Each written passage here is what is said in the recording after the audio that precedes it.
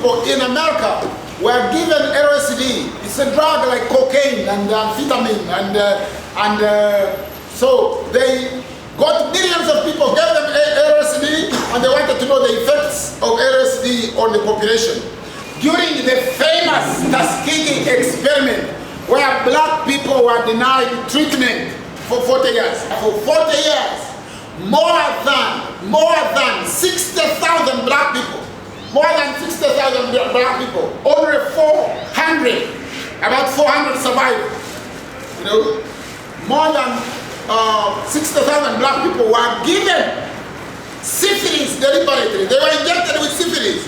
They were told, you know, to go for routine hospital checks. The hospital gave them syphilis. They made sure that the syphilis sticks, and then within a radius of 50 miles, all hospitals were told when they come to test, they should give them forced tests so that they do not cure their syphilis.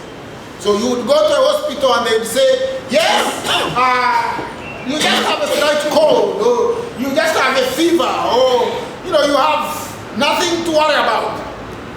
Syphilis. And now syphilis, remember, is congenital, so it goes from, you can transfer it.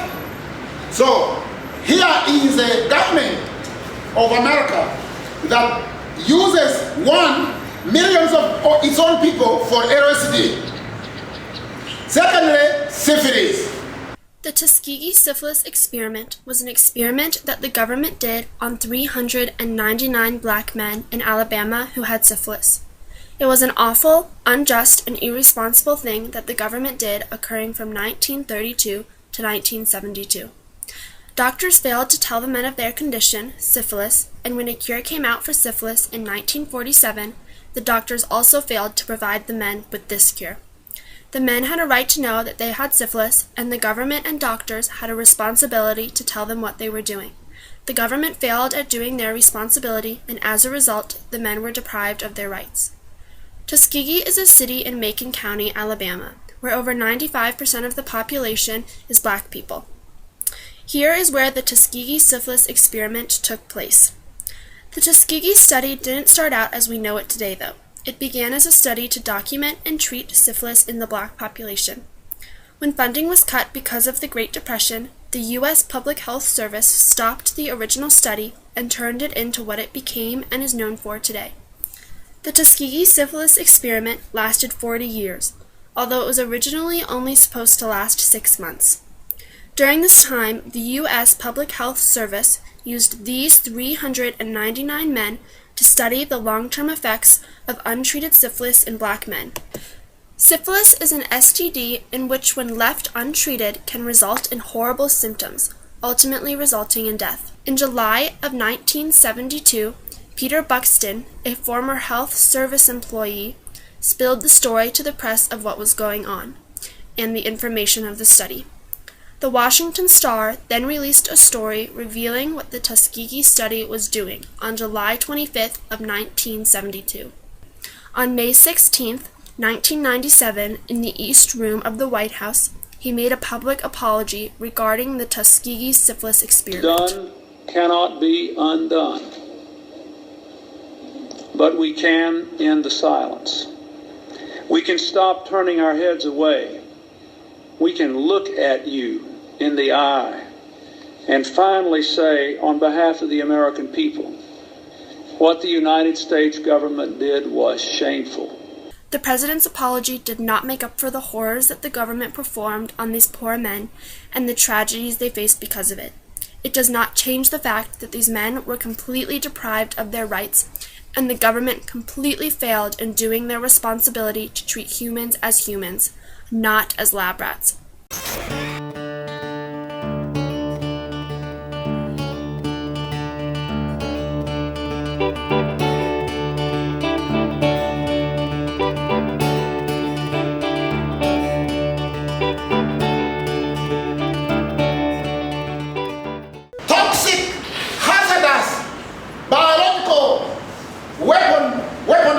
Bacteria, and they raise it in a school in an underground. The underground is they refer to the drains You know, in Europe and America, instead of trains going overboard, they dig deep into the ground and then they put roads. And those roads are used to transport people as trains. So they call that the underground. So they define a huge station, wait for when train is stopping, they will then carry a bulb. The bacteria would be disguised in a bulb, like an electric bulb. And then when people are coming out of the train, they drop these bulbs and the bacteria would escape and then it would go into the population. Same thing in schools, that you are going to see. And this is in their own country, in their own population, and this is their own television. So this is nothing to do with a secret, and this is not some history channel, so it's not a secret investigation. You've heard of the German Nazis carrying out experiments on humans, tear gassing or sending so many people to concentration camps and gassing millions of Africans and undesirables and some Jews. Not 5 million, but they killed some Jews. But forget that story, 5 million. That didn't happen. Now, when Germany falls, when Hitler is removed, all the scientists that were involved in human experiment and nuclear bombs and whatever, America takes them to America. Give them immunity, give them large houses, big pay, and puts them on this project called the Manhattan Project. And they have another Nazi scientist called Werner von Braun, and he's the one who helps America make the nuclear bomb. The Nazis in Germany were the scientists that helped America become a nuclear power. You understand that? And part of what they do is they set themselves up in New York, in a hospital, and they start carrying out human experiments, injecting people with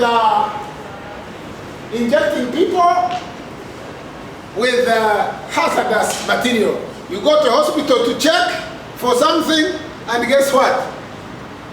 You are given radiation. Nuremberg, I'm sure you all know about Nuremberg. After the war, the Germans are tried at Nuremberg. So the Nuremberg Code, which is universal, says you can't do experiment on humans without their consent.